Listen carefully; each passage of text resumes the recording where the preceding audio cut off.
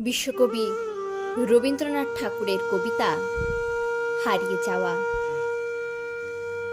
ছোট্ট আমার মেয়ে সঙ্গিনীদের ডাক শুনতে পেয়ে সিঁড়ি দিয়ে নিচের তলায় যাচ্ছিল সে নেমে, অন্ধকারে ভয়ে ভয়ে থেমে।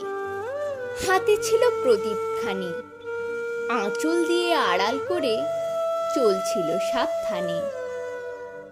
আমি ছিলাম ছাতে, তারায় ভরা চৈত্র মাসের রাতে। হঠাৎ মেয়ের কান্না শুনে উঠে দেখতে গেলেম ছুটে।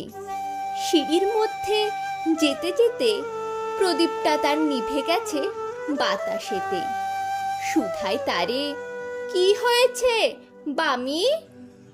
সেই কেঁদে কয় নিচে থেকে, হারিয়ে গেছি আমি।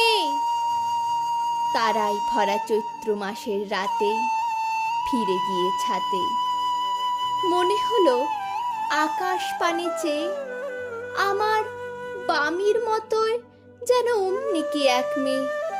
নীলাম্বরের আঁচলখানি ঘিরে দীপশিখাটি বাঁচিয়ে একা চলছে ধীরে ধীরে।